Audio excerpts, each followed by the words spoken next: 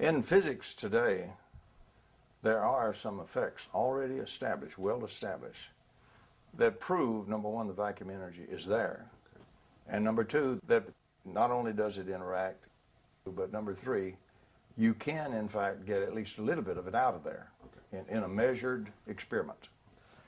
One of these, for example, is the Casimir effect. To draw what that is, suppose I have two conducting plates. These are very small, but I'm going to draw them pretty large so we can see them. But I have two plates, conducting plates, very close together but still separated, immersed in this vacuum flux. These plates are being bombarded by all sorts of little bubbly particles appearing and moving, and while they're in existence, they have lots of energy and they're moving with lots of kinetic energy and everything, and then they just disappear. They're little bubbles that bubble away. But in this fiery cauldron, we have all sorts of frequencies and all sorts of things bombarding these plates. So that's the first thing to realize is the plates aren't just sitting in an empty space. They're sitting in something that's really a boiling cauldron. And they're being buffeted every which way by all kinds of frequencies and everything else. Now, a lot of energy going on hitting these plates. In a practical sense, what are the plates made of, and are they placed in They're conductive plates. Made of? Could be copper or some, they'll use a special metal that's very pure to do the experiments because they want good experiments. Now what happens is... And is the environment they're in, is it a special room or a special... No, it's just, the criterion is it's sitting in the vacuum. That's all you're worried about. Which for the common person would be just normal... Empty space. Empty space. Right. Just in a room. Basically what we have is in the laboratory we have these two plates, conducting plates, sitting in what we would think of as empty space. Nothing going on of any interest. Well, it turns out because of the smallness, they're down to where they're directly interacting with these things, and there is a lot going on. These things act as in one sense, as tuned antennas, so to speak. From all of these many frequencies, infinite number of frequencies, the distance across here selects out a set of frequencies, including their harmonics and all, that fit between the plates. Okay? If we have an infinite number of frequencies and energy out here, we have a little bit lesser selected group inside here. We have an excess of pressure, so to speak, from the bombardment on the outside of the plates. So these plates then are attracted or forced together. There is an actual force between these plates which can be and has been measured. Casimir did the first experiments and all, but the experiments not too long back were done very beautifully by another scientist here in the United States, Lamoureux. And the work is extraordinarily precise, extraordinarily beautiful, and there's no question this effect exists. This does produce some real energy and some real effects from the vacuum, but it's very, very small. So its usefulness is, number one, it clearly experimentally proves reaction to the virtual particle flux of the vacuum to produce some real energy which is at least measurable. So it's a proof of principle experiment. It's not useful for the power industry, as far as I can see, unless somebody finds another variation of this thing that generates one heck of a lot more power. In its present form, the experiment is not usable to generate power, but it does generate real energy. It is measurable. It has been very precisely measured and very carefully measured, and it is there, and it is a reaction with the vacuum. And they don't apply any power to the plates or anything like that? No, this is just two plates sitting in the vacuum. You measure what comes into the plates from extra from the vacuum. Wow. You don't have to put any power into it or anything. It is of course, a very esoteric measurement problem. So it's a really good problem that a physicist has to work on pretty hard to really do it accurately. But it has been done very accurately, and there's no question about it being real. And patents have been awarded on this to Mead and somebody, or? Some folks have actually filed a patent. Mead, for example, is one of them on the patent that pointing out that this does extract real energy from the vacuum. And they have a couple of other variations they're looking at with different antenna type arrangements. So they can probably get a little bit more energy out, but it's still, the problem with is it the amount of energy. The amount being taken from the vacuum, so far at least, is very small. But it's real. The point is, it's like a small white crow. It's still sufficient to prove that not all crows are black, even though it's a itty-bitty crow. Hasn't grown up yet. Now the question is, how do we get him grown? So, but this is a Kashmir effect. It's a standard effect. It's in, it's good physics. It's been good physics now for quite some time. And the precise experiments to fully support this have been done and are in the literature. So any really knowledgeable physicist will almost certainly agree with the fact that the Kashmir effect is a demonstrated effect of energetic effects from the active vacuum. Cool. Very good, thank you. It's interesting. It's the standing wave that's created, or the basically a standing wave. So you're kind of creating a differential. Is it kind of? Well, what you're doing is you're sorting out frequencies from a whole batch of frequencies. So there's less frequencies. Frequencies got energy in them. See, right. There's less energy in frequencies in between your plates than the energy outside is bombarding them. So you're not balanced in forces. Right. You have the forces outside now being a little bit greater than the forces pushing back from the bombardment inside, and therefore the plates appear to attract. They in fact are pushed together. Interesting. Would you mind defining the dipole and then continuing on with the current standard of killing the dipole? Okay. Oh, thank you. From the point we're coming from, where we want energy from the vacuum, usable energy to power lights and power motors and power homes, we have to find a reaction which can give us appreciable and hopefully electromagnetic energy from the vacuum. Now, before 1957, we really didn't know precisely that there was such a reaction widely available. But since 1957, we now know that. It was the discovery of what's called broken symmetry. Li and Yang predicted it theoretically, particularly in 1956 and early 57, just the first part of 57. A very short time frame there is when their work, reached a pinnacle. And the publications occurred predicting, real solid broken symmetry. What we're talking about is a broken symmetry in the virtual particle flux of the vacuum. What that means is, in this part is not just like this part, we've had a change in the vacuum. That's what broken symmetry means. And we've had a change big enough to be observable. As Lee said, anytime you have a broken symmetry, something virtual has become observable. So it means we have something now that is, at least in theory, is measurable. It's big enough to be observed and measured. And broken symmetry was that magic tool that was predicted in 56 and 57. But this was such an important prediction. It would be such a revolution, were it true, that strong experimental physicists jumped on it immediately to prove it's either true or it's false. It was that important. It needed to be done very quickly, and they did. And as a matter of fact, in February 1957, Wu and her colleagues, Wu has died recently, Wu and her colleagues proved it experimentally, a very short period of time after the prediction. The impact and the implications of this to all of physics were so profound, the Nobel Prize Committee also moved with unprecedented speed and awarded the Nobel Prize to Li and Yang in the same year, in December of 1957. So I'm trying to create the image of how sudden and strong a revolution this actually was, and its immediate recognition. One of those broken symmetries, one of those things that will take some virtual energy and change it into positive or observable energy that you can measure and detect, was the broken symmetry of opposite charges. So let's talk about a charge. A charge is a very strange thing. We really don't have a completely accurate definition of charge. It's still a bit of a fuzzy concept, but we do know some facts about it. And some of those we know way past the idea of charge back in the 1800s.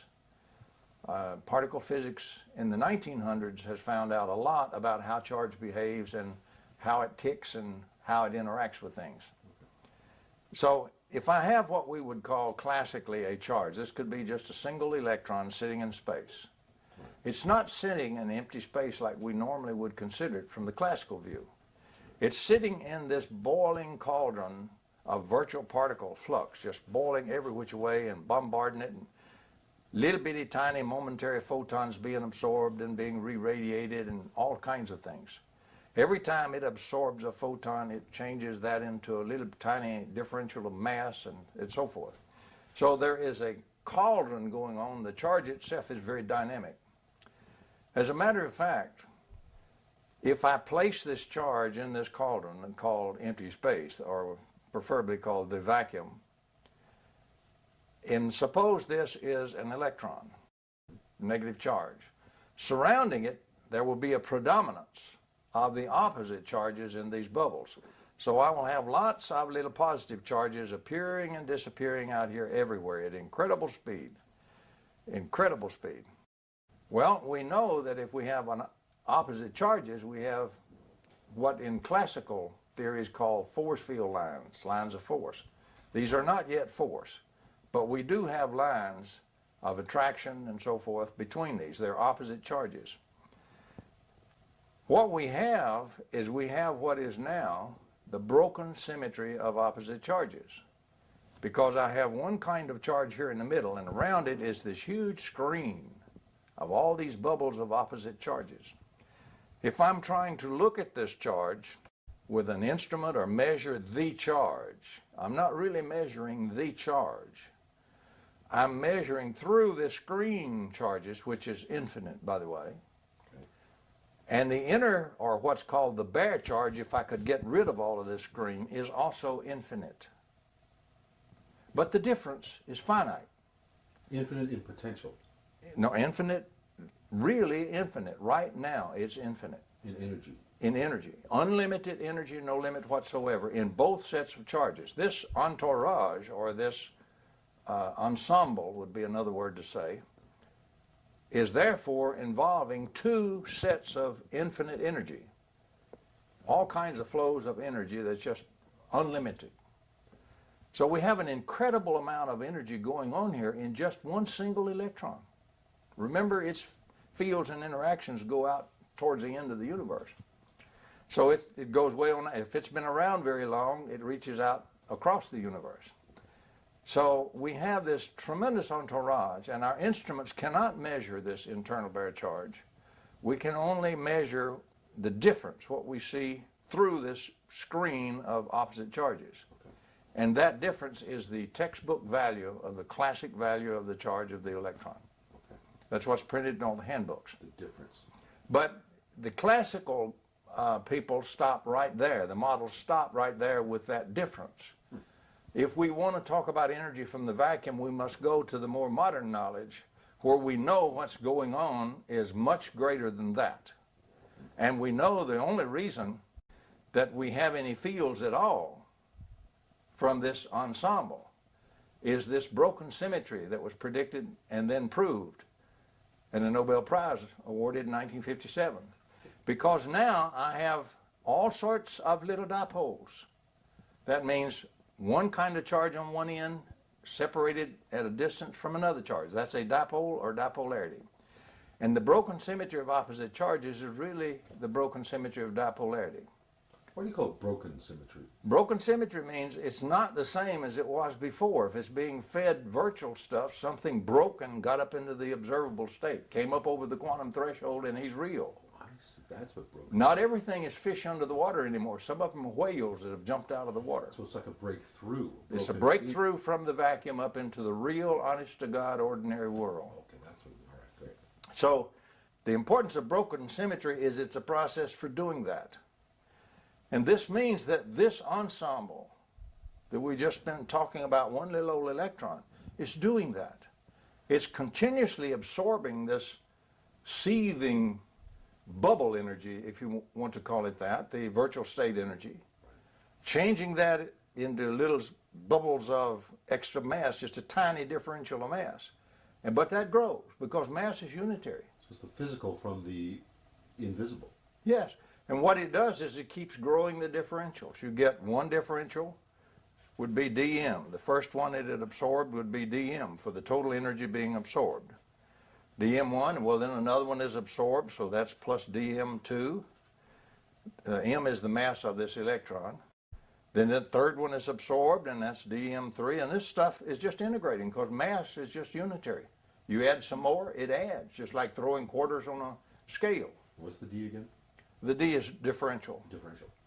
So as this process continues to add, the addition of differentials, by the way, is what integration is mathematically. This thing is integrating what would otherwise be disordered energy, because there's no rhyme or reason to how these particles are absorbed. But now they are. They're ordered in the time in which they are absorbed by the mass and increase the mass. When enough increase in mass occurs, that mass, as you know, is energy. The amount of energy in that mass is enough to make an observable photon. This thing has just broke the surface and has become a whale which gets kicked out.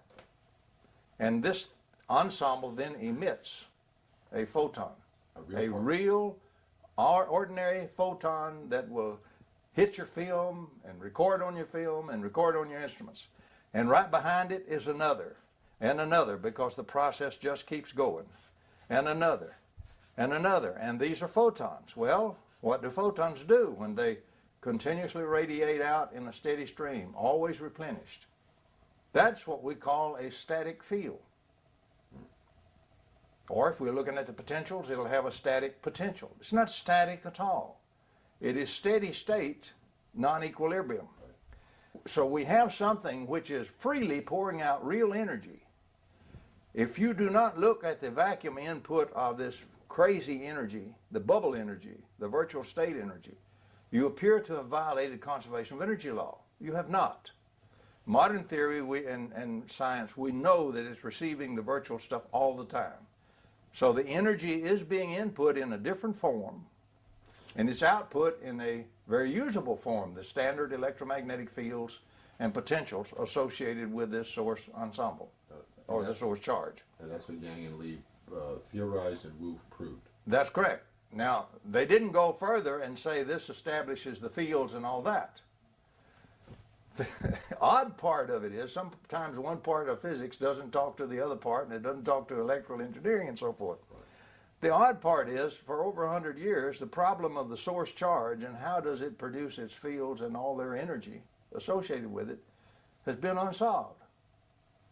It was called by Sen the most difficult problem in all of electrodynamics. And if you take the classical view, it is difficult because you don't have any energy input.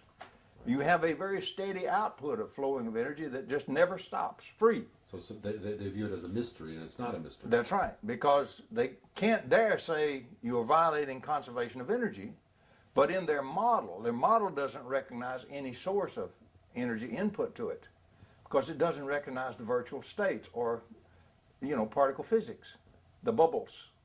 It doesn't include them. If the bubbles were not there, this thing would be creating energy, and we would just have violated the conservation of energy law of the whole universe. But that's not true. It is continuously receiving energy. Conservation of energy is very happy to remain intact. The only problem is we have to understand the energy is now from an unusual source. But that's the source we're looking for, And thus the active vacuum. And that's the definition of broken symmetry. Yes. Does an electron have mass? Electron has mass, yes. But a photon has more? No, a photon has no mass in the standard treatment. In a curved space-time, if you want to get really technical, a photon can develop what we would call mass. But in the standard treatment, the photon is massless for a very simple reason. If I visualize space-time as flat and don't let it get curved, and I have a photon, suppose I started out with a three-dimensional object, length, width, and height, and I start to moving it. The faster I move it, the more energy, kinetic energy it has, but it also undergoes a contraction of the length along the line of motion. And at the speed of light, that contraction reaches a length of 0, and so now I have no mass. I have something that we would think looks like a flat plane moving at the speed of light. That's usually the way they represent an electromagnetic wave, a plane wave. Oscillations occurring in that plane. But for our purposes, since we wish to power things, we now have something which pours out gobs of energy, lots of energy from the vacuum. We have taken a tremendous jump from the Casimir effect. However, nobody pointed this out of how these fields are established and tied it back to the broken symmetry that got the Nobel Prize for Li and Yang until actually the year 2000, when I finally put it all together. I just took the bits and pieces like I do. I went to particle physics and I found the pieces that already fit. I didn't create all of this at all. I just found it and put it together, like putting pieces of a puzzle together, and published it in the year 2000. But this is the way the fields are made and established. So it's nature's benevolent gift to us. Nature has given us incredible numbers of absolute free energy generators that legitimately are taking the energy from the vacuum all the time and pouring it out as real, honest-to-God, usable electromagnetic energy. It's already there. It's called a source charge, and it's this ensemble. And how much energy can it pour out? It's unlimited. It's got two sets of infinite energy it's working with. So it can run forever. The charges in the original mass in the universe been around for something like 13.7 billion years or so. They have been doing this steadily for 13.7 billion years. And they haven't run out yet. They're still going at the same rate. All around us. All around us. So our problem now is we do not, contrary to the conventional wisdom, we do not have to find the mechanism by which we can take energy from the vacuum. Nature has given us that on a silver platter. She has given us the things already doing it for us. We now have to learn how to use it. We want to collect this energy flow that's going out. We want to pile up a bunch of charges so we get lots more energy flow going out. We don't want to mess with the charges and the dipoles. Because if we kill the dipole, if we go back and kill our basic picture, if we wipe this out, we have no flow of energy. The energy comes from the broken symmetry of opposite charges, and that's the dipole. If we kill the dipolarity like we love to do in our own generators we build, every time we're killing the dipolarity, we're shutting off the energy flow. If we won't kill the dipolarity, any dipole, unless we want to throw away particle physics altogether these days, any dipole will sit there for you and pour out energy for the next 13.7 billion years. So can you power your homes with energy from the vacuum? Yes. But nature's not going to give it to you for free. Once you understand the basic generator that nature has provided for you to use, it's up to you to learn how to use the generators. We're very, very crude there. So the concept is to take this model and multiply it or compress it into a larger volume. That's right. If we make enough electrons here, or enough charges, a strong enough dipole, it will produce enough energy flow that if we could only extract half of it or 1/10 of it or 1,000th of it, we could still power the United States. The energy is there. It can be taken from the vacuum. The mechanism for taking it has already been built by nature. We don't have to rediscover it. It's there. And that Nobel Prize to Li and Yang proves it. And the experimental work by Wu and so forth, and many others since then, proves it also, experimentally. So it's well established. We just haven't cranked it into our electrical engineering. We're still using the 1865 stuff and 1880s stuff in our electrical engineering. We are not using anything that has anything to do with the vacuum. So let's also go one step further and talk about the practical application of dipoles in current power systems and the killing of the dipole. Let's go through that. Let's look at how, for example, an ordinary power system is really powered, because the electrical engineering model assumes correctly that all the fields and all the potentials are made from those source charges. They're produced by the source charges. But erroneously, the model also assumes implicitly that the charge freely creates all that energy out of nothing at all. So oddly, our electrical engineers are using a model today which assumes that every electromagnetic field every electromagnetic potential and every joule of electromagnetic energy in this universe has been freely created from nothing at all. Magic. Magic. And you got to keep a sense of humor. I get a chuckle out of it sometimes when these people start talking about perpetual motion and things like that. Because the greatest advocates of the violation of the conservation of energy law are, in fact, our electrical engineering departments, textbooks, professors, and engineers. And they don't even know it. They don't even question it.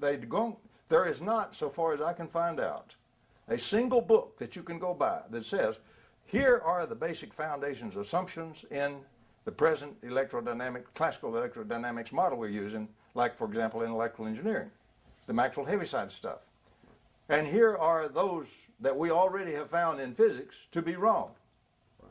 No such treatise or a book exists that I can find. Now you find some very fine scientists who point this out, Wheeler, Feynman, and so forth. There's no force fields in vacuum. The model still assumes force fields. There's none there. This has been known for 100 years because it was destroyed in 1887, the notion that force fields exist in space. They haven't corrected the model since 1887. And apparently, this whole setup we have for our electrical power engineering, they have no intention of correcting the model for the next 100 years. And it's seriously wrong. So the current model assumes that the source charge comes from some magical... The source charge creates energy out of nothing at all in their model. There is no input to the source charge at all. But they can't escape the fact that it has a steady input. Why can't they escape it? Because you can prove it experimentally. You can suddenly produce charge. Let me show. At a point in the laboratory, suppose, clever devil that I am, we take this point, or some young grad student does this real sharp, and not much better than I would be at that. We take a point in the laboratory, and that's going to be the zero of our reference grid. And every so often at measured intervals out here, since this is a thought experiment, we can be perfect. We have perfect instrument packages at each point that can measure. And since I can do this very conveniently, we will take the speed of light for 1 second, convert that to distance, about 300 million meters, give or take a few. And we'll say, regardless of how strong or how weak it is, these instruments are perfect, we're going to measure it. And so what I do is again, being a thought experiment, we can be perfect. We instantaneously produce this charge in the laboratory. Okay. Now in real life, I can't quite do it instantaneously, and I'll have a little lead pulse. We're going to disavow that and throw that away. What I'm interested in is what happens once this thing got formed. Okay. So suddenly a charge appears at this 0 point in the laboratory. After 1 second, the first instrument package reads. Whatever the value of the field from that charge is spreading out, the photon density, flux density at that point, is going to give the field intensity measurements and the potential intensity measurements here. This instrument suddenly reads, and it doesn't then die away. It continues to read from now on. If you wait 1 billion years, it will continue to read exactly the same value. Okay, that was 1 second. The first instrument suddenly, bang, and it will read forever, that amount. The field continually replenished and established there. The second instrument package suddenly read. Okay. The third one at the end of the 3rd second. And as the seconds pass, package after package after package. Since this is the thought experiment, we ran these all the way out past the solar system. If you wait 1 year, there is a package out there just beyond out there outside the solar system that suddenly reads. And it will stay that reading as long as this charge stays in this lab right here and never varies, and you don't destroy it. So we can easily prove there is a continuous flow of energy strictly from the way the instrument package is. Now in a real experiment, we'd move them in much closer and we'd do it out to a certain length, and that's good enough. Proves the principle. But it would work if we could do this in real life. So we prove that there is experimentally we can easily demonstrate there is a continuous flow of energy from every charge. Now the question is, where'd that energy come from? Right. Because we can integrate, you know, our engineers can do this very well. They can take the instrument readings and they can integrate the energy density and they can come up with exact energy at any moment that's in that whole volume of space that's being filled with energy. It gets thinner in density as you go out, of course, falls off as a square for the field and as inversely as the square and inversely as the length for the potential. But it does continue to remain non-zero to the end of the universe. And so we have then incredible generators of energy already with us called charges, source charges, which do take the energy from the vacuum. And all the electromagnetic energy we have, all the field energy, all the fields, all the potentials come from those source charges. And that comes from the vacuum. Nothing we do has ever done anything but use vacuum energy. And we called it electromagnetic field energy and electromagnetic potential energy. So things like permanent magnets give Permanent magnet is a dipole. So it's we call magnetic charge, you see, a pole, a magnetic pole. So what we have in a permanent magnet, we have a dipole. Broken symmetry of dipole, of any dipole applies. That permanent magnet is doing this process all the time.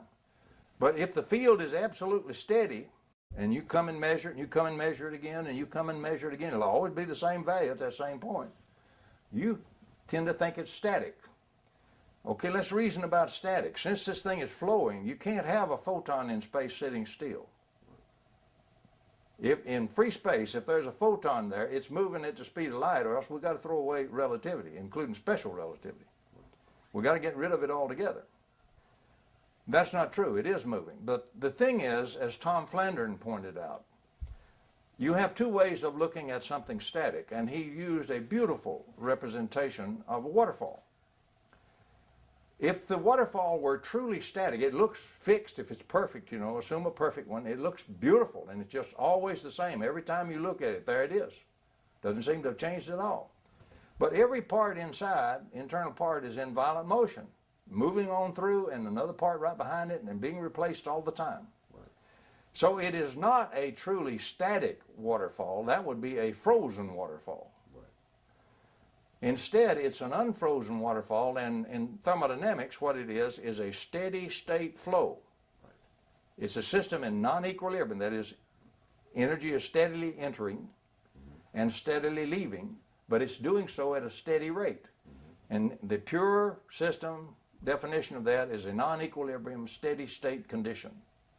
And so in von Flandren's unfrozen waterfall, which is what a static field really is analogous to, we are looking at a non-equilibrium, steady-state condition.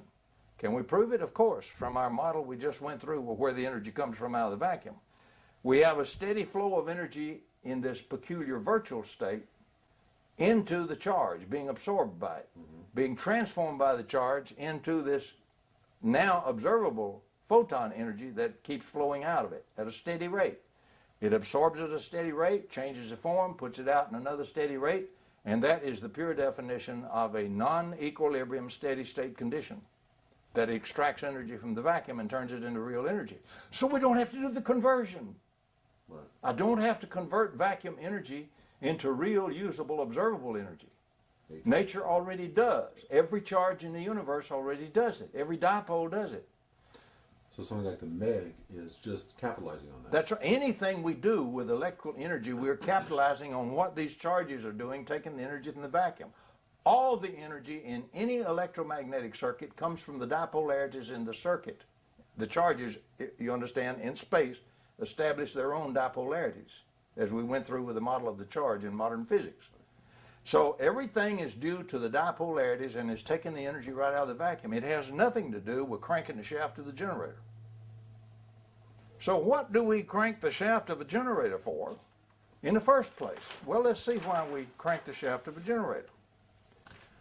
We have a nice generator here, and if we're smart, we'll have a hydroelectric river and turbine or something to turn the shaft, so we don't have to pay for that because that gets monotonous paying for all that. But otherwise, we'll have to burn coal or something, heat boilers and make steam and run a steam turbine to crank the shaft. And we've got to pay for a lot for all that. But anyway, we have a shaft of the generator, and we must continually crank the shaft of the generator. And through electrical engineering and everything, we have all absorbed with our mother's milk, you might say, as Einstein used the phrase, the notion that it is this mechanical energy we crank into the shaft that gets translated from the terminals to go out into the external circuit, out to all the loads and power everything. That's not true. That's not true at all. First place, I can't do anything inside the generator with mechanical energy. That won't get me a watt on the power line. The power line doesn't transmit mechanical energy. So I've got to change it to some kind of form other than that in a generator, because I want to work on charges. Remember, all the energy comes from charges. If I want a flow of energy, I got to separate charges and get a dipole. Well, if I turn this with the rotating field concept that Tesla gave us, if I turn this rotor inside this generator, I establish a rotating field, magnetic field. Okay, now I've transformed all the energy that I put in as mechanical energy into rotating magnetic field energy in this generator. What does that do? It doesn't go out on the power line. It works on the charges inside the generator. It forces the positive charges in one direction and the negative charges in the other direction, so it gives us the dipolarity across the potentials of the generator. So we very crudely amplified the broken symmetry. That's right. It gives us the broken symmetry of the dipole by establishing the dipole. Okay, we use all that magnetic field energy just to push that, because for a big circuit out there, it gets pretty hard to push it to establish the dipole, because you have all these electrons ahead of you and behind you. You've got to force all that apart to form this dipolarity. But suppose you pay for that. You pay enough shaft energy to get that done, and you got your dipole formed. Now, if you won't let anything happen to the dipole, the energy will flow from this generator forever. How can I say that? That is not perpetual motion. Once I have the dipolarity, the energy is coming from the vacuum all the time. Nature has been very kind. And that's already proven in particle physics. It is not in electrical engineering. They don't even have an active vacuum to take any energy from. They just wipe it out. Don't even talk about it. So they think it came from the shaft energy. It didn't. Anyway, what happens is, once I have the dipolarity established, the dipolarity now interacting with a fierce vacuum, and I did a good bit of charge. This is a big generator, so I got a lot of flow. Got a lot of energy coming out of here. So now there's a flow of energy going down this, Could be thousands of volts. thousands of volts, for example, going down this line, transmission line, to go out there in power systems way down all over. And so, strange thing happens.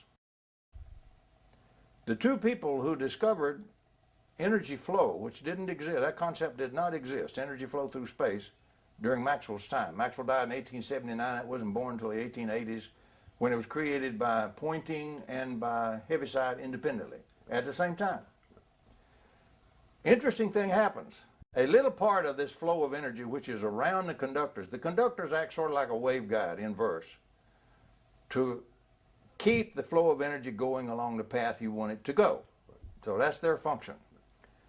So the energy flows around here, and the various charges and their fields inside the wire interact with it and divert a little bit of energy into the wires.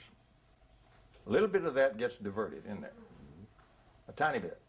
A real tiny bit. Maybe 1/10 trillionth of it.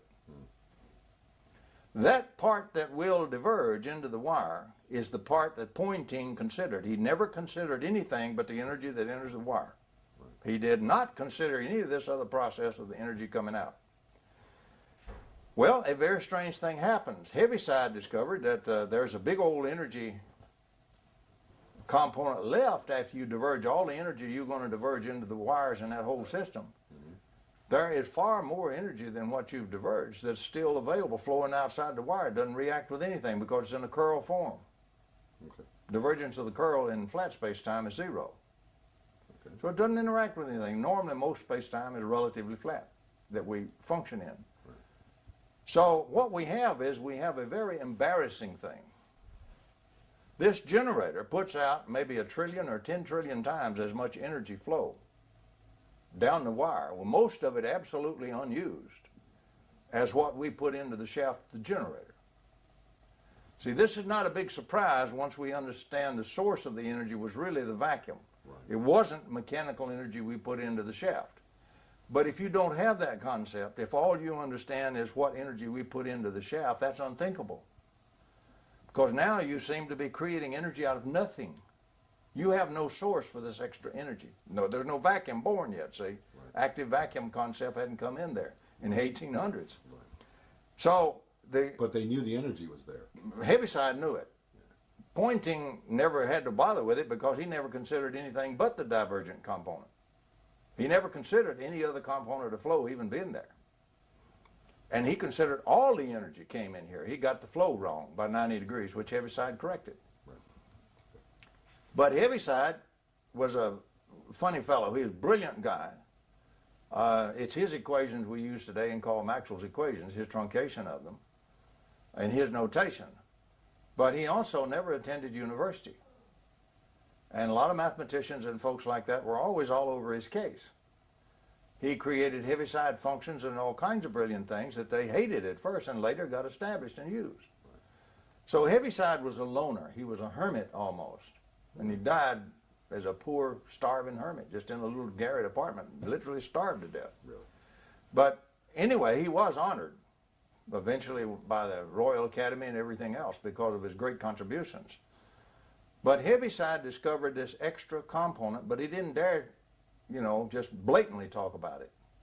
This moves us up to Lorentz. When we get up into the 1890s, the leading electrical scientist in the world was, in fact, Lorentz. Lorentz understood the work of both men. But even the great Lorentz had some limitations. If he tried to openly say that, yes, every generator we have is putting out enormously more energy than what we're putting in ourselves, he'd have been tarred and feathered and put on a rail and ridden out of town. And so he couldn't do that if he wanted to maintain his reputation and position and not be destroyed. Nobody could. So if you have a problem that you can't solve, you don't have the science born yet that will allow it to be solved, but you're going to get crucified if you admit the problem, then the best thing you can do is eliminate the problem, which is what Lorentz did. So Lorentz taught everybody to take the energy flow vector for the whole thing, integrate it around a closed surface surrounding any point you want to choose anywhere. And that does a neat thing. Let's draw this closed surface all the way around this ball, and I got some energy coming in here. A little tiny bit of it gets diverged from that path. The other large part goes right straight on through. That integral will subtract the part that went through from the part that entered, and it'll only leave just the part that got diverged, the pointing component. And every electrical engineer today is taught this little trick, and the real purpose of this trick is not because it's the thing to do. What it is it gets rid of an impossible problem they have refused to consider for over 100 years, how to get a lot of free energy out of the vacuum. The question then is, can we really use this other? By the way, the pointing diversion flow will in fact now match all the standard things. We go down and we power the load. We collect a lot of energy from the divergent flow of energy in here onto these electrons, flowing as current now. But all the current that goes down the wire this way comes back up through this way. And so the voltage around the entire loop from the positive terminal to the negative terminal of the generator is exactly the same but opposite to the voltage the other way. In one is the forward EMF pushing the current. The other is the current pushing back against the voltage, which is the back EMF. Right. You got to do work on it to make it go back up against the voltage. And when you do, the charges doing work on it destroys the dipole. The current return. The current return, the equal current return, and for the equal voltage. Right. You have upheld Lorentz's symmetric regauging, which says that your forward EMF has been made equal to your back EMF, and half of all the energy you collect in the external circuit shall be used to do nothing but destroy the external source and its ability to take energy from the vacuum and give it to you. So we kill the dipole, we get some energy in the load, we kill the dipole. Half the energy killed the dipole, the other half, some of it got lost along the way in leakages and losses. Less than half got in the load. So we used more to kill the dipole than we got in the load. Well, to restore the dipole, you know, you've got to use at least equal amount of work on them to force them back apart. Brute force. Brute force. So you've got to put at least that amount of energy back in there. If you had a 100% efficient generator, to force the charges back apart, restore the dipole, and restore the flow of energy from the vacuum. And that's more than what you got in the load. The COP, coefficient of performance, which is defined as the amount of useful energy I get out of work out there in the load by the total amount I myself put in. In this one, I myself will always have to put in more than what I get out in the load. So the COP is less than 1.0. The fraction there is less than 1 when you divide them. So we specifically design a system, a closed current loop circuit, where we make these two currents equal for the forward EMF and back EMF, and we leave the generator wired in here so we can and will destroy the generator's dipolarity and source of energy faster than we power the load. So we always, to restore the dipolarity and keep taking energy from the vacuum, we have to keep cranking the shaft of the generator, and we're always going to be cranking it harder than the amount of stuff we get out in the load. That is the stupidity of the present power systems we have designed for the last 100 years and built. No matter what is driving the load is still there. You still have current return. That's correct. Well, you don't have to. There's no law of nature that says I have to use a closed current loop circuit. Tesla went to a one-wire circuit. Right. Right. So how does fire it into a capacitor on the other end and fire it back. In your projection into the future, assuming that we develop energy from the vacuum power sources, how does that fit in with the closed current loop system of using energy? The first requirement to get an over-unity electromagnetic system, the first requirement is you must violate the closed current loop system that guarantees you have to put more energy in than you ever get out in the load. You have to violate this. Several ways to violate it. But the load, what I'm saying is the loads stay the same. The load is the load is the load Sure, is the load. that's no problem. Right. So unless you want to power it with negative energy, you want to design the load to be powered by negative energy, then the load will give you energy in addition to powering itself. It'll take it from the vacuum. But using the current assumption of positive energy. That positive energy, that's supply. true. The load is a load and an impedance is an impedance. Right. And so how does that, we still have to power the load. That's correct. And we still have to return the current. No, we don't. Oh, we don't. Mm-hmm. Okay. The only reason they return the current is they want to reuse it. Huh. By the way, let's talk about current. You see, current is not like water flowing through a pipe at all. That's not what happens. These electrons in these wires, the free electrons that are constantly hopping off of one atom and hopping around and then hopping onto another one all, they call that the Drude electron gas. Drude went through all of that back around 1900 or so. And so what we have is an electron gas of these hopping electrons in the wire at any one time. And when we put an energy flow down here, the flow runs through by all these charges. Now, it runs almost the speed of light. If everything were perfect, it would run at the speed of light. But we do have inductance, we have capacitance also. It's a little bit less than the speed of light. That the actual potential, the actual energy flows down the wire. The electrons don't flow like that. On the average, in our average little old circuit, the electrons will flow about 4 inches per hour. About 4 inches down the wire. Wow. Because one has to pop, and what you have is called electron drift. On the average, it'll drift a little bit in the popping and drift a little more. It's a statistical thing of the drift that develops in these electrons. The electron can't just take off down the wire because all the other electrons, gobs of them ahead of it, is repelling it. So everything has got to interact with everything and do its hopping and its collisions and all, and so you get a little drifting down the wire about 4 inches per hour as far as actual movement of the electrons down the wire longitudinally. And yet the energy goes almost the speed of light. Now, one way to violate all this stuff, suppose if you have a good conductor made of copper, the response of the electrons to move into current from the application of the voltage is so fast that you just have to consider it instantaneously. Different people get different answers, but it's up like 10 to the minus 16th seconds. So incredibly short that, forget about measuring the time between when you pop the voltage and when the current starts. Right. So effectively, in the normal circuits we build, with copper wires and so forth, the current goes as rapidly as we apply the voltage. So we always got power going, we always got destruction of the dipole. Right. If you got voltage, you got current. But now suppose we slowed that down. Suppose we froze those electrons for just a bit, say like a millisecond, a thousandth of a second. Ooh, that's a long time for something that's flowing at the speed of light. 300 million meters per second, that all you cut it down was 300,000 meters, you see, that it could flow before your electrons would start if you just delayed them a millisecond. So you potentialize your whole circuits with very little, you know, there's always a teeny little bit, you don't quite get to zero, but with essentially zero current. If you built something that had a delay automatically in the conductors, you can do that. If you dope this wire, if you take aluminum wire and dope it with iron, 2% iron, the numbers from the number crunchers come out looking like about a millisecond delay. You can design that and change the amount of iron and all this stuff until you get a millisecond delay. We have to have an alloy now. We want a nice equal alloy here. We don't want particles stuck in everything.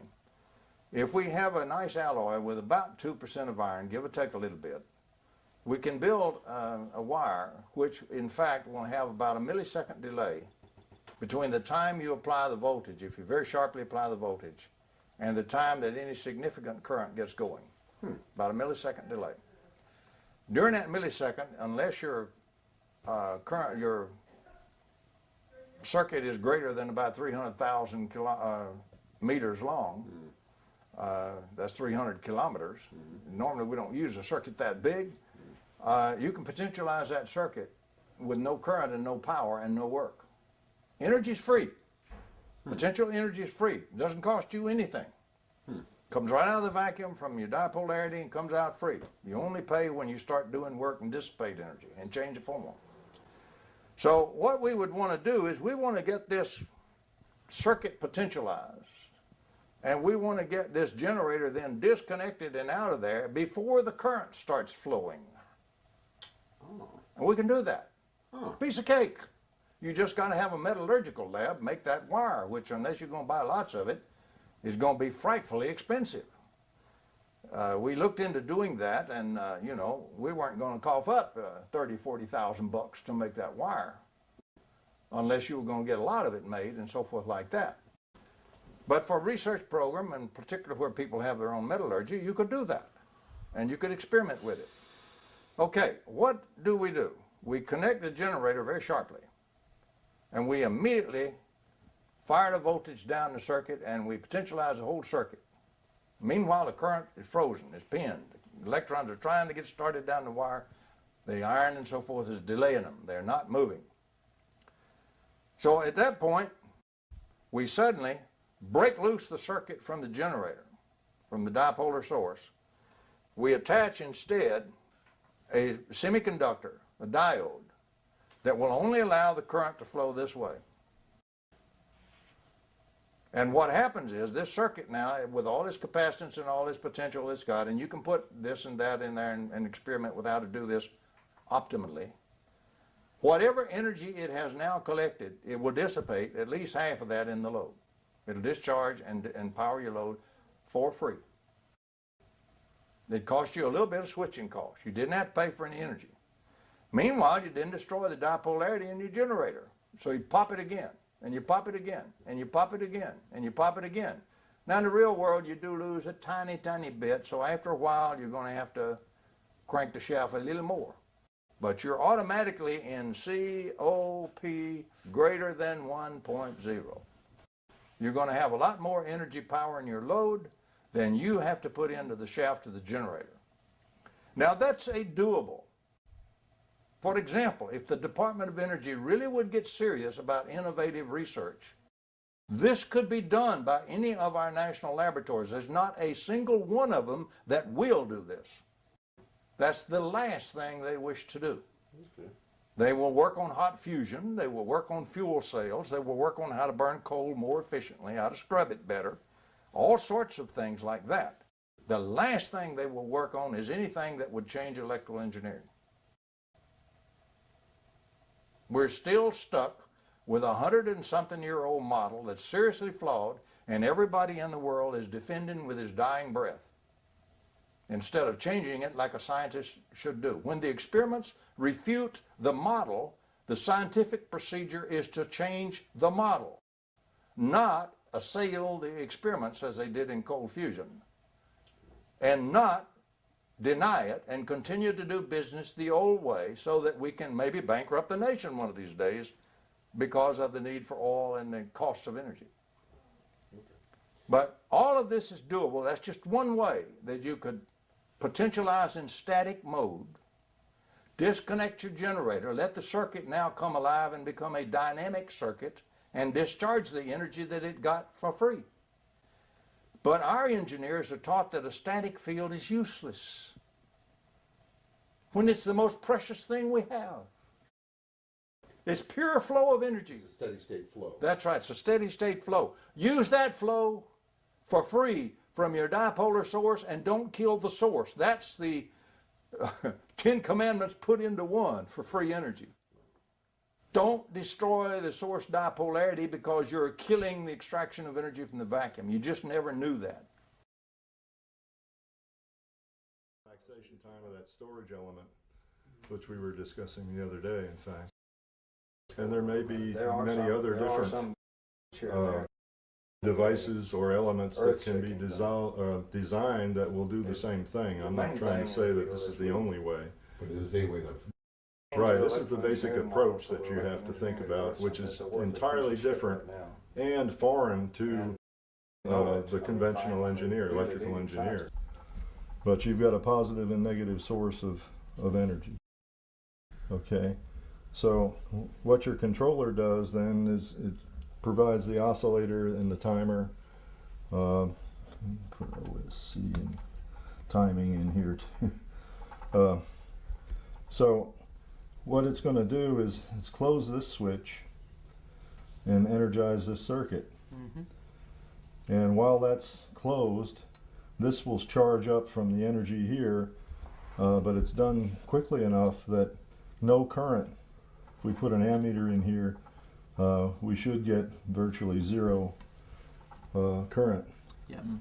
So before current flows, this switch is opened and the controller closes this switch. Mm-hmm, mm-hmm. And now you power the load with that much energy. Yeah, yeah. And then it just repeats and repeats. Okay. That's all there is to it. It's really a form of DC to DC converter. Yeah, yeah. But the difference is, a conventional circuit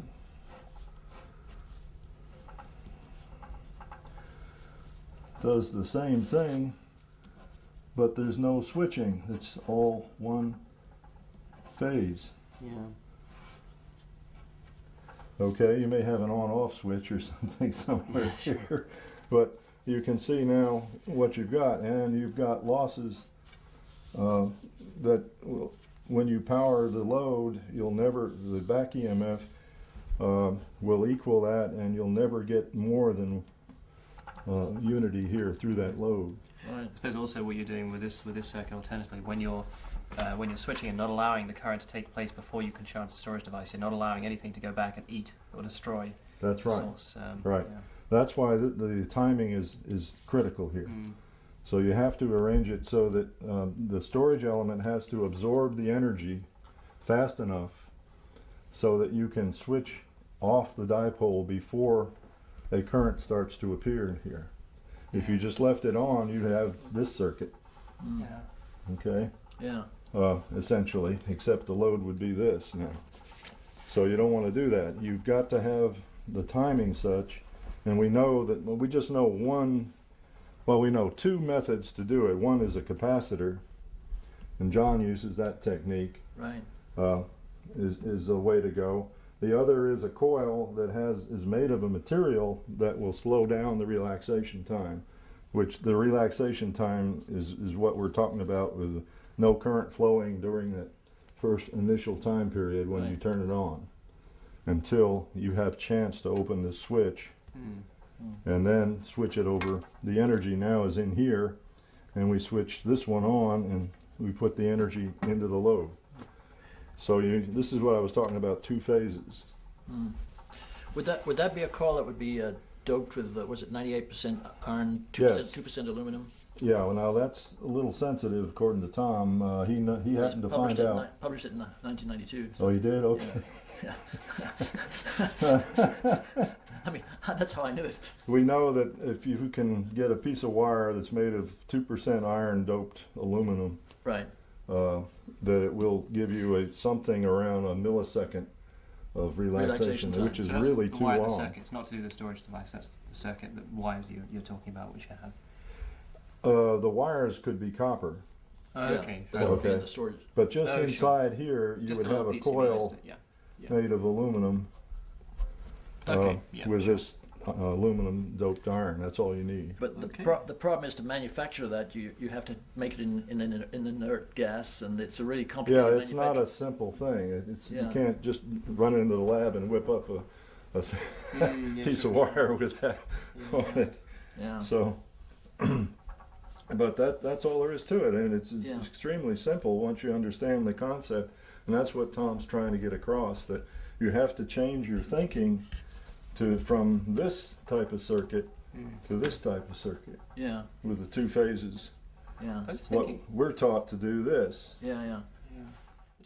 It's over 100 years old. And physics, you see, at the time they put together the model, it was the very best information we had. Special relativity hadn't been born. Drude electron gas wasn't known. In fact, the electron hadn't even been discovered. People didn't know there was such a thing as an electron. The atom was a blob. There was no structure in the atom as far as their models went. It's clear they had energy. That's right. They knew about energy. That's right. But the basic understanding that we've gone much further now in physics was not there.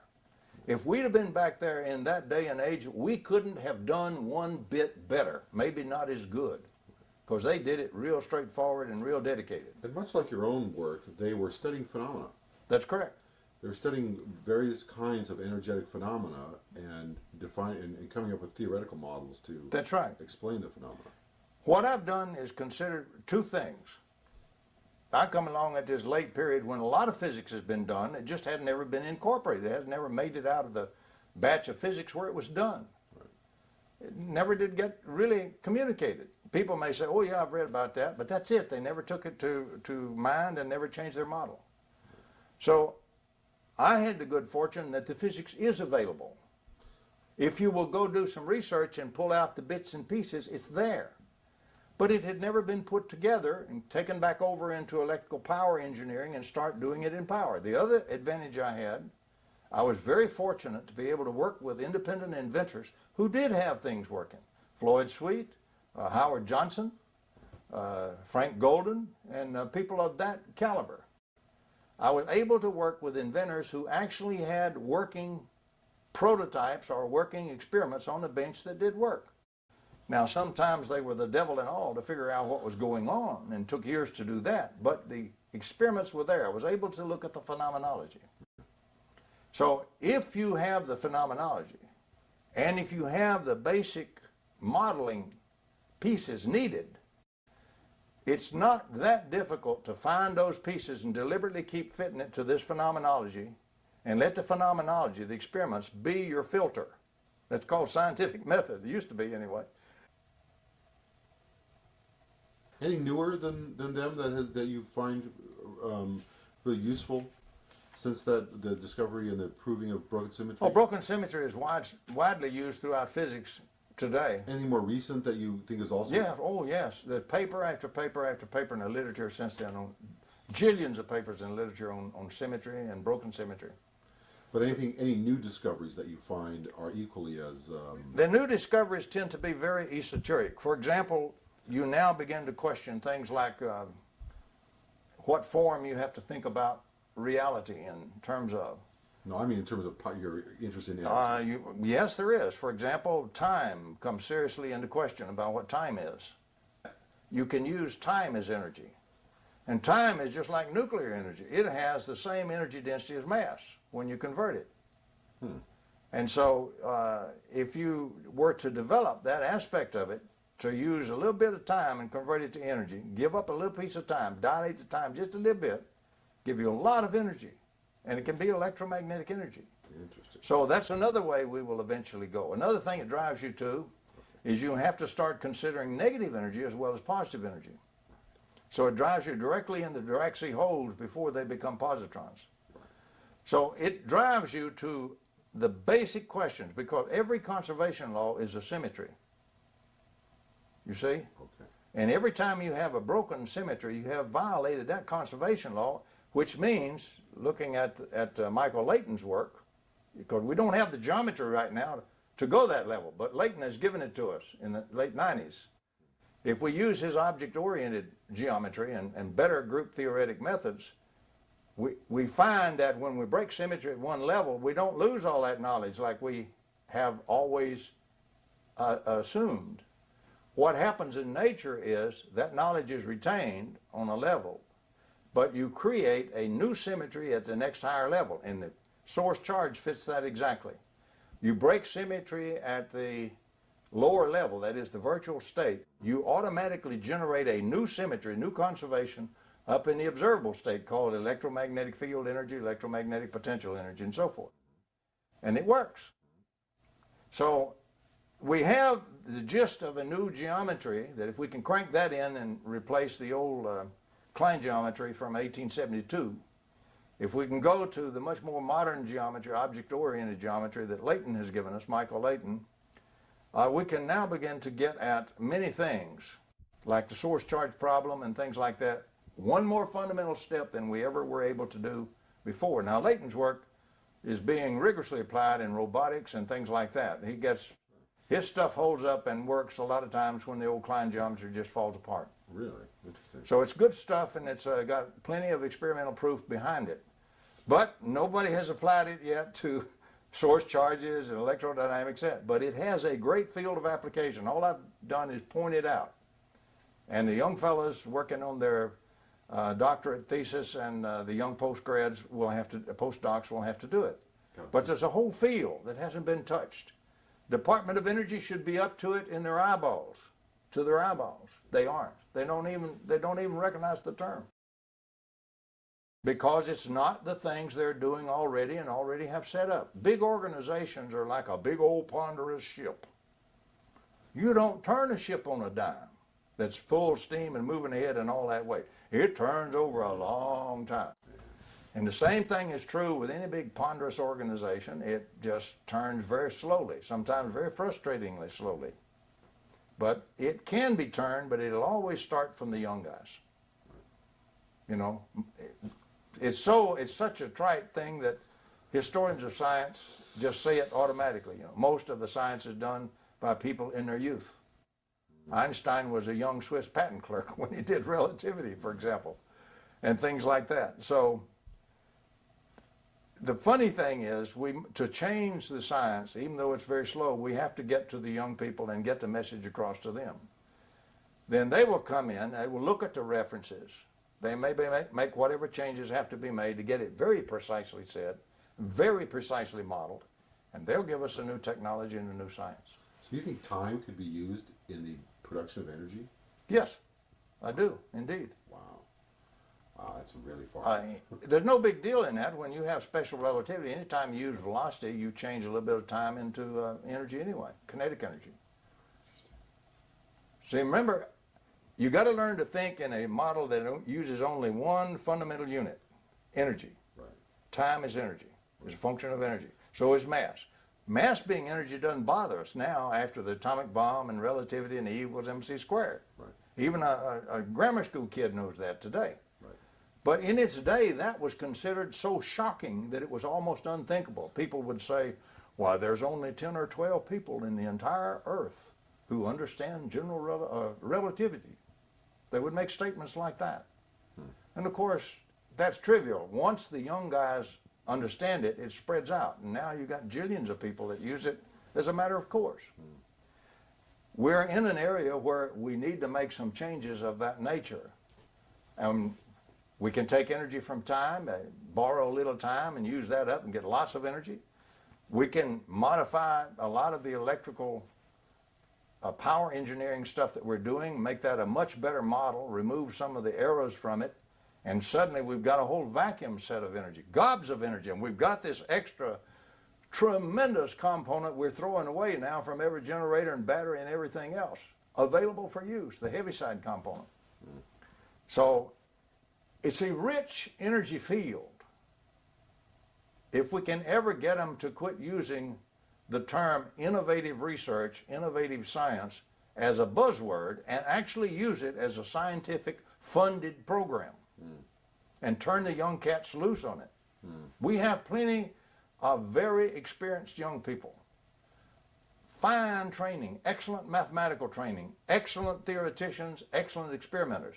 We have as fine a crop of young scientists we've ever had since we existed in this country. We are not using them properly at all. We're trying to put them in a cheese press and mold them into square heads. They are forced to be now in fierce competition for dollars for programs, for a post-grad program or to work on your doctorate. Yeah, we talked about that. And we talked about the packages coming down. You don't have any choice about the research that's done. It's already decided for you. The faculty in the electrical engineering department or the faculty in the physics department at a leading university doesn't sit down and decide what they're going to do in research. They look at what's available to get funded to do and what they have to do.